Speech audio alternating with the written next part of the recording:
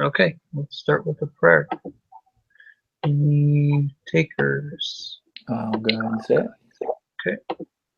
All right. Heavenly Father, we're thankful for this day. We're thankful for this time to meet together as a group and discuss the case studies we've reviewed. Bless us that we'll have inspiration to learn new things from each other and remember the things that we've learned. And we thank thee for this opportunity and say this in the name of the Son, Jesus Christ. Amen. Amen. Amen. Okay. Get back over to the. Got so many tabs open.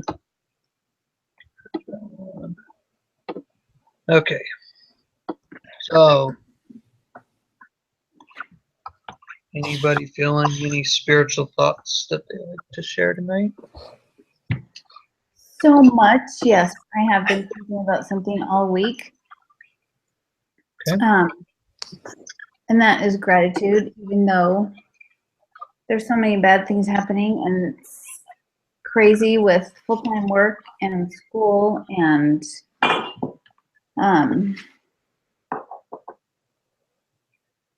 I think it was Tuesday, one of my boys got in a pretty scary car accident. Oh. And he sent me a picture of the car while I was at work, and I just was like, what? I needed to make sure he was okay, and it was hard because I'm in Florida, he's in Massachusetts, you know? Mm-hmm. And the whole front end of his car was ripped. Oh, I shouldn't say the whole front end, like the front bumper, everything below the hood was gone on the front. And his car was across 2 lanes of a 3-lane highway. And the guy driving behind him had a seizure. And so he, you know, floored the gas and just was coming up on my son, and he tried to get out of the way, but the car swerved over, hit him. He spun 3 times. And then that car went past him, hit somebody else, and both cars burst into flames. Oh my gosh. I know. And he's, when he called me to let me know, I said, I need proof that you're okay, because he kept saying I'm okay. I'm like, by the looks of that car, there's no way, you know? And he called me from the hospital. He goes, I'm okay, I'm at the hospital. I'm like, you're at the hospital? His hand was all cut up, probably from the airbag, because there was no glass broken, which is weird too. And his back is sore, and he's going to be out of work for a few weeks because he can't sit for more than 20 minutes before he needs to, you know, move around so that it doesn't hurt. Right. But it just could have been so much worse, you know? And even though things are stressful and life is stressful, you know, I'm healthy, I have a job, I can pay my bills, I can support myself, my kids are safe, you know, I mean, I've got the gospel, all these things. Mm-hmm. So I was thinking a lot about that, especially since my son's accident. Yeah, I was kind of thinking on the same terms as you as to being grateful, because like kind of in a similar situation, not necessarily a kid got in an accident, because I don't have kids that are that old yet, but I think the biggest thing for me is right now I'm kind of in a transition stage of looking for a job that will be able to sustain our family a little bit more, but the more and more it's just been getting harder because I haven't been able to really find anything that I feel like is the right fit for me yet. But I keep playing back that maybe this is where I'm supposed to be. Maybe I just need to be a little bit more patient and be more grateful for what I've got, and maybe something will be given to me that I don't even think was even possible, because right now, at least right now, I don't see anything possible with this place where I'm at right now, but it very well could change quickly because we're building a new store. But the other thing it keeps telling me too is don't don't stop at that. Don't just be patient either. At the same time, you got to be patient, but not.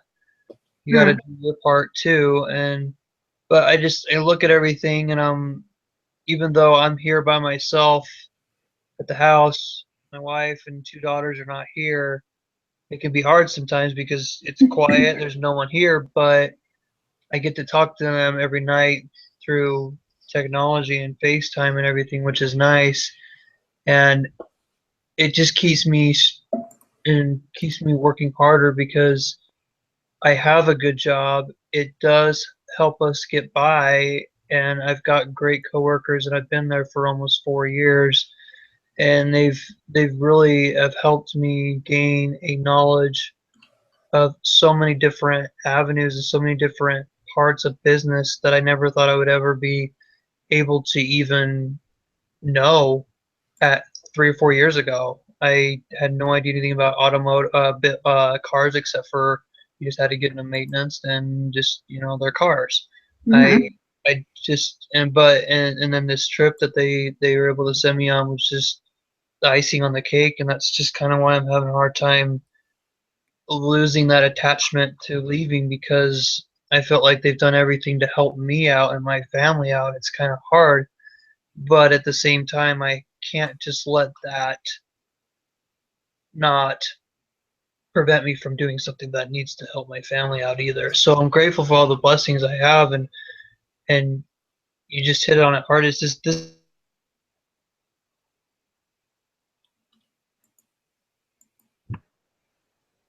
Did we lose him? That's what I was gonna say.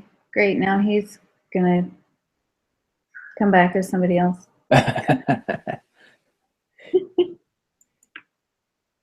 Nathan, you still there? Well, it's weird because it's still recording, so I don't know what happened. Maybe it's a microphone issue, or it shows him still in there. I know.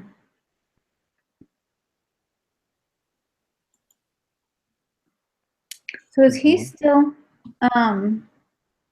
is his wife and girls are somewhere else permanently? Or not permanently, but I don't know. Maybe they're on vacation, or that's what I was wondering. that's why he's in the house alone for a while.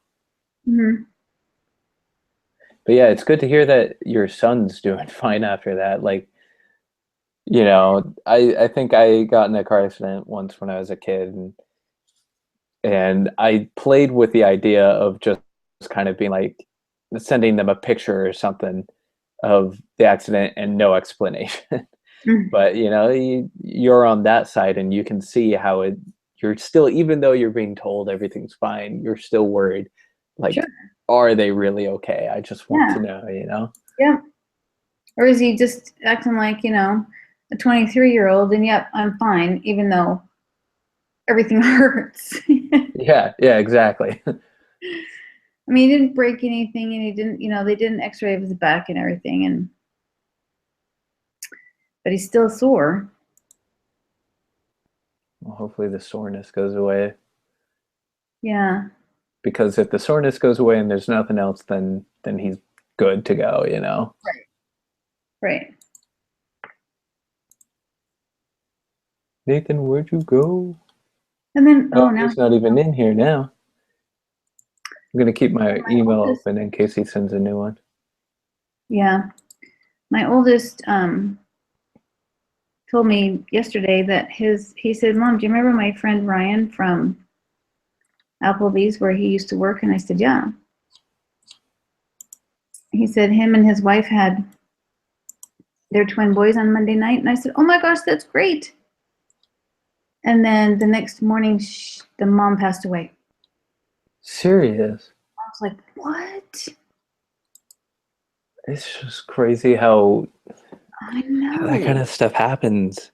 So now they've got the mom's gone and the dad's taking care of the twins then. Yep. I don't even know what I would do. I know. I just kept thinking about it. And I was reading the story because he posted on his Facebook page, my son did, the GoFundMe for him. Uh-huh. And I just thought, oh my gosh, I got to give him some money because it's just, I was just crying, going, I can't even, you know? You've Yeah, see, got, I do not have motherly instincts, so I feel for the guy, like how he's, and he's distraught too because his wife's yeah, gone. yep. And they got married in 2010 and have been trying for a long time to have kids. And finally they get pregnant with twin boys. And That's so, then I know, I was like, oh my gosh, this is crazy. And we've had 2 friends pass away this month in the last probably 6 weeks. 2 friends have passed away. And I said to my son the other day, yesterday when he was telling me about his friend's wife, I'm like, oh my gosh, this needs to stop. This is ridiculous. yeah. Yeah. There's just too much of that going around. Yeah. Unreal. Nathan is Hey, gone. Hey, Oh, there we go. I don't know what happened. My internet went away Huh. completely. that's weird. All of a sudden, I was just talking, and then I'm like, That's what happened to me. I'm not alone. what? So it's my turn. My turn next. Yeah. Yeah. Nice. Yeah, let's get through this before it kicks her off. No Yeah. kidding.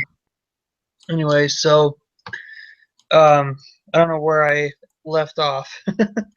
Oh, so we were wondering, you were talking about FaceTiming with your family and stuff. So we were wondering, where is your wife and girls?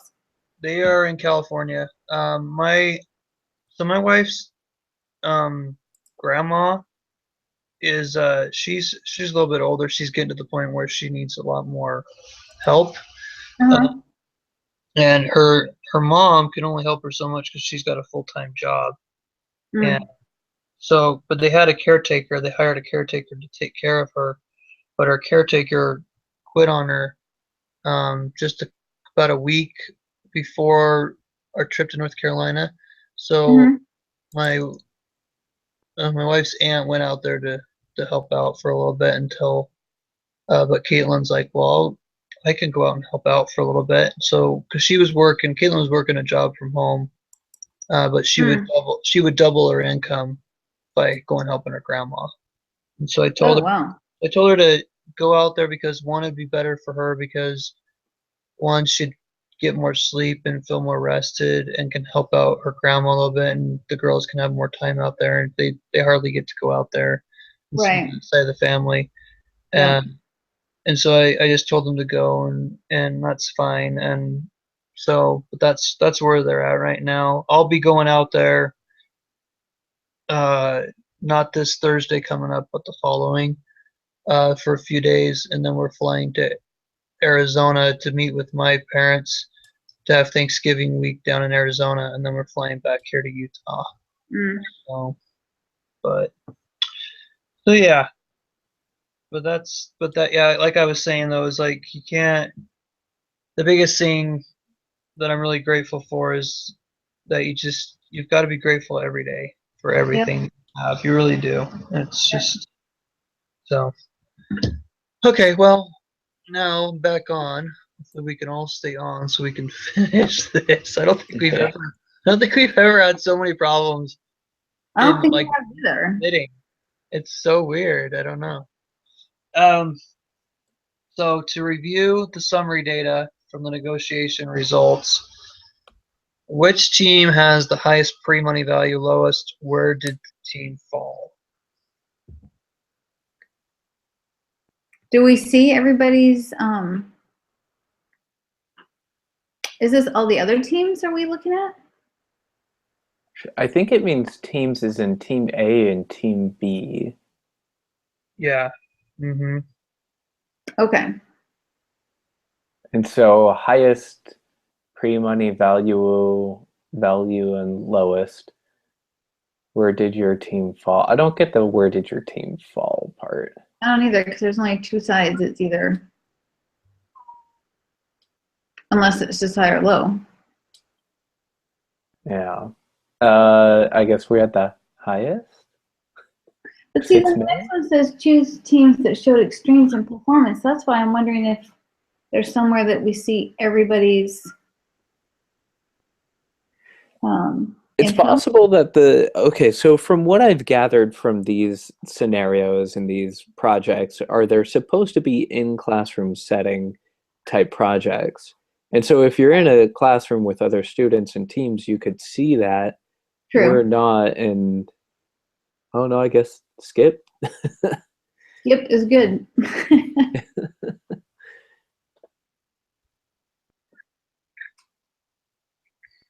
All right. So, question Can 4. Nathan? Nathan, you still there? Yeah, I'm still here. Sorry, Oh, okay. my computer is just, I don't know what the heck's going on. Sorry, guys.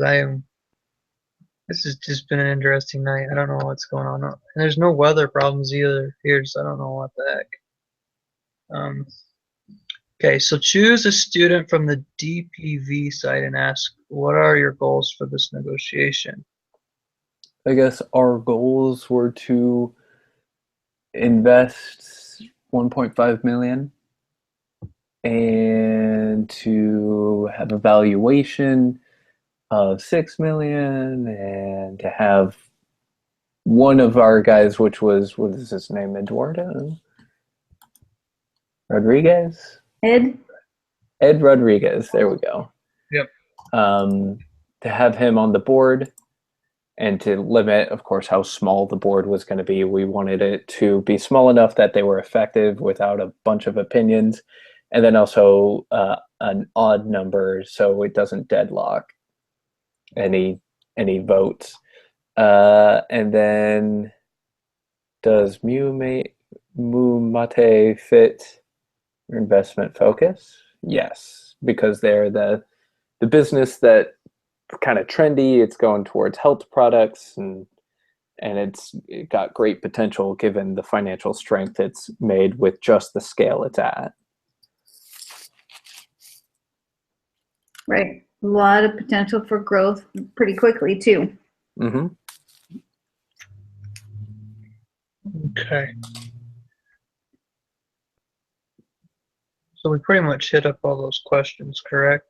Yep. Mm-hmm. Yep. That's from our side. Make sure we don't miss any of them. So choose a student from the MuMate side. Obviously, that's me. Ask, did the co-founders see things the same way, or were you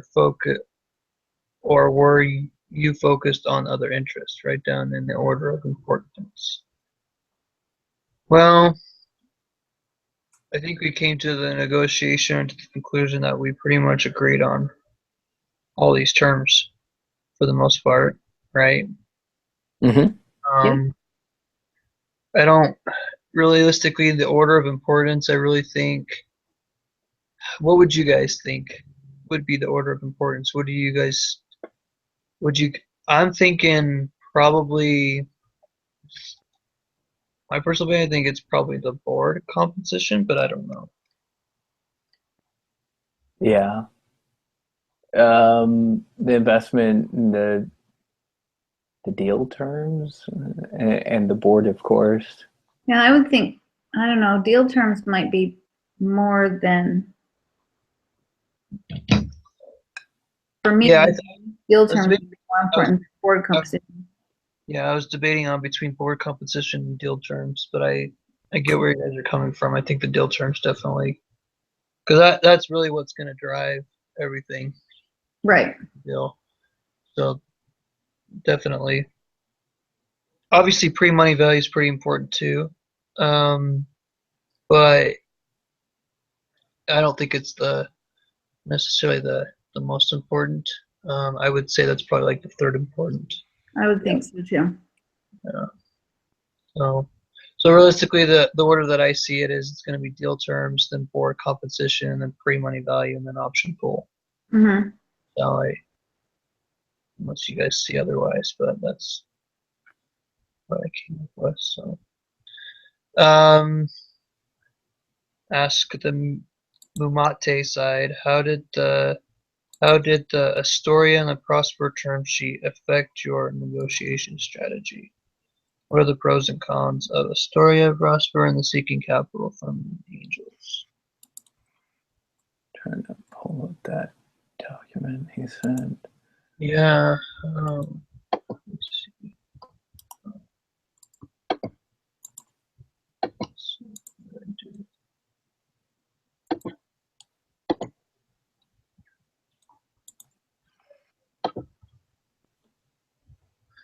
The Astoria and Prosper term sheet. What? Did you see an Astoria and Prosper term sheet? Is that in, maybe that's just in his, Is it in the? I think it might be. Is it in the? No. in your confidential, is it in your confidential info email that you had? Let me pull it up and see.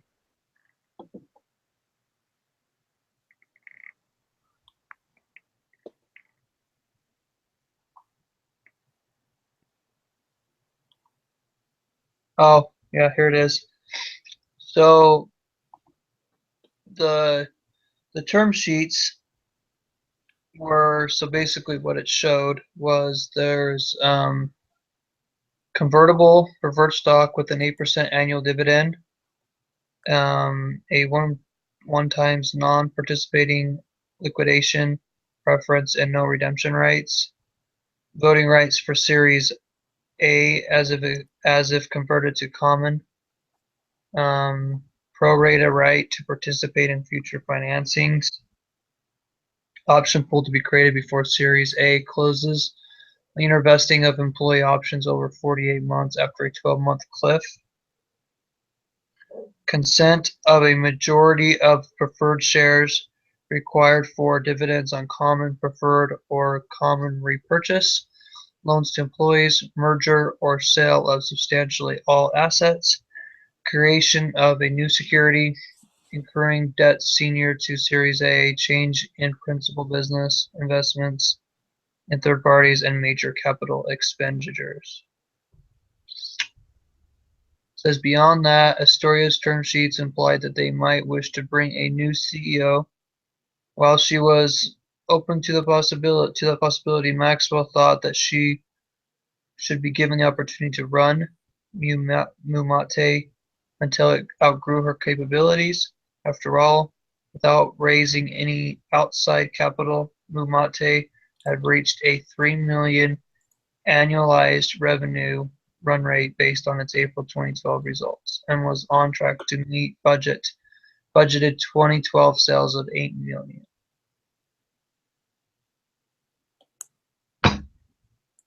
So, in summary, Yeah. So basically, to kind of summarize that, the terms for Astoria Partners and Prosper Funds was that they wanted to obviously have convertible stock that offered 8% annual dividends. They wanted to have voting rights, and basically that they wanted to consent a major majority of preferred shares. So, and they wanted to, Astoria wanted, part of their term was to bring in a new CEO, but Maxwell declined that for the time being until she's not able to fulfill her capabilities or fulfill her role anymore. So, okay. So with that in mind,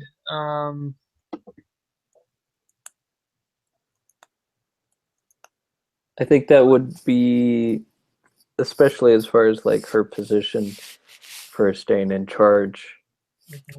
She wants to stay. I don't know. Does that mean she's okay with just being on the board?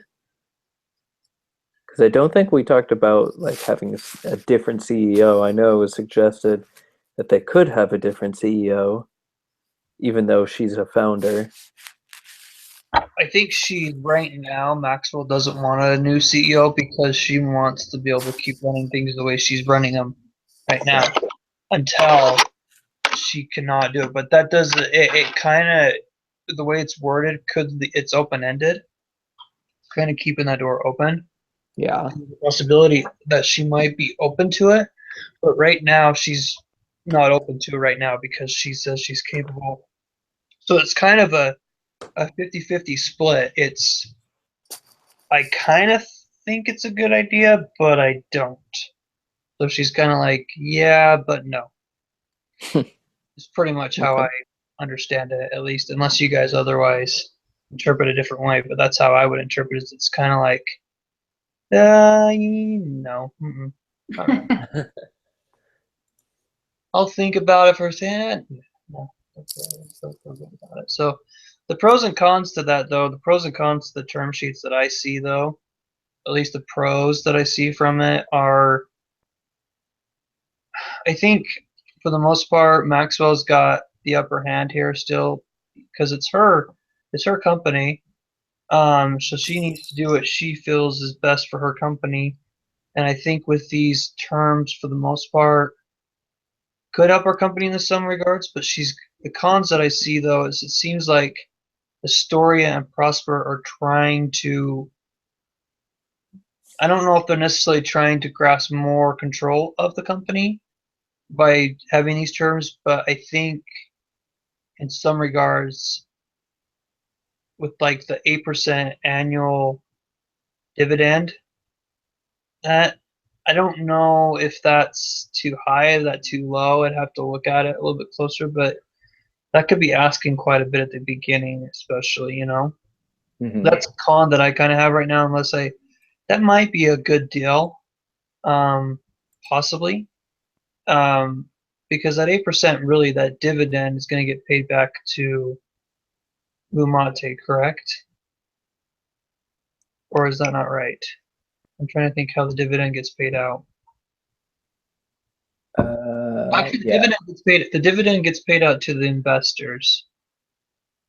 That's how it works. So the dividends get paid out to the investors annually.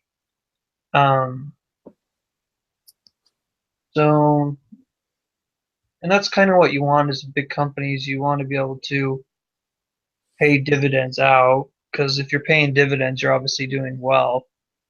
I just don't know if 8%, if that's too high or not. That could be pretty steep. Especially, think of 8%, we're thinking, oh, it's not that deep, but that's less than tithing. But you're kind of talking about millions and millions of dollars. That's a lot of money. Yeah. It's a Well, lot. even if you're talking about, put it in perspective of 10% is, 8% is less than tithing. Mhm. It doesn't matter how much you make. If you make a little bit, 10% is still a lot. Yeah, that's true too. Yeah. Sometimes it's hard, like you can kind of put in the principle of tithing is it's hard for people to pay their tithing. Mm-hmm. And I think it's harder for people to pay their tithing when they know they're making more money too. Right. Because then they're like, but it should be easier for them to pay their tithing because, oh, I've got more money and I'll get less. But some people don't really see that sometimes. No. But It's still 10%. Doesn't matter if you make a little or a lot. If you make a little, it's hard because it's 10% of a little bit. If you make a lot, it's hard because it's 10% is a lot of a lot. Exactly. So that's why I think that's kind of one of the cons I see right now with Astoria and Prosper is that 8% dividend. I don't know. I don't know if MuMate is ready for quite that big of a jump yet. Does that make sense? I Yeah. don't think they're quite ready for that. I don't. So I don't know if you guys have any other pros or cons that you think that you see with this, but that's my take on it. Okay. Well, sounds good. And then, how did the venture capitalists, the VC, go about valuing MuMate? MuMate, however it's pronounced. They were expecting an exit value. What was it? Acquisition value of 70 million. Exit proceeds to be about 15 to 30 million to the venture capitalist firm. Questions. How much money did they need to receive in order to get investment? Okay, so the money they needed was about 15 to 30,000 or million. Share of the equity.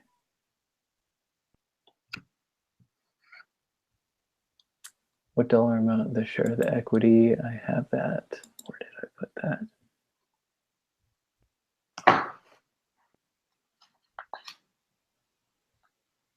$5.86 million,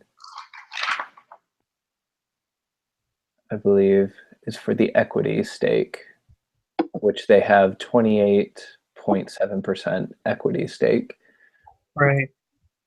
And value the company. And I think that's pretty good. So, what have you learned about bargaining tactics? What did you guys learn? It's not easy. Yeah, involves a lot of forecasting, I can tell. Yeah. Every decision they have is based off of projected numbers or what they need in the end. They can decide what needs to happen now to ensure that that end result occurs, or that they're protected to make sure that at least something comparable occurs. And that usually both sides are not going to get everything that they want. Yeah. It's got to, some things you have to say, okay, I can do without that. You can have that, whatever. Yep. Some wiggle room.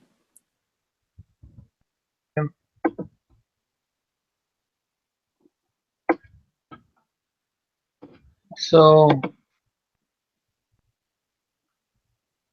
ready for question 8? Yep. What have you learned about bargaining tactics? Oh, I think that's one we just did. So 9. Okay. Discuss key takeaways. Terms allocate economic and control rights. Conflicting priorities of investors and entrepreneurs in upside and downside scenarios. Terms have a price. VC valuation techniques. Yeah, so I think that all just kind of summates to the fact that each team is trying to implement decision-making abilities and investment amounts and equity amounts to be able to move the company in the direction they feel it needs to move, as well as making sure they receive the most financial reward outcome from it. So every term, every condition they have basically has a dollar amount price to it, which is why they're doing it. Venture capitalist techniques, they're looking at long-term valuations of the company and how much they can invest and what kind of controls they can have on the board. And what they can get out when they exit. Yeah, exactly. And what they get when they exit. And of course, the founders want the same thing. They don't want to give up all control. They want to receive a good amount of money themselves. And so it's just kind of a power struggle between the two and coming to terms that meets both of their needs. Right. I think the hard thing right now is Maxwell is trying to determine on how much she really wants to give up. But at the same time, she wants to have the power, the control of the business. I do like the biggest takeaway though is terms have a price. Anytime you're going to try to come to terms with investors or whatever it may be, you always know there's going to be some kind of price, and it's just a matter of what price Maxwell really wants to go with at this point. She's got a couple good scenarios. She's got a couple different good options in front of her. She just got to decide which one will work best for her goals and for her needs of her business. Yep. Sounds good. Hooray, we did it. We Awesome. didn't lose anybody else.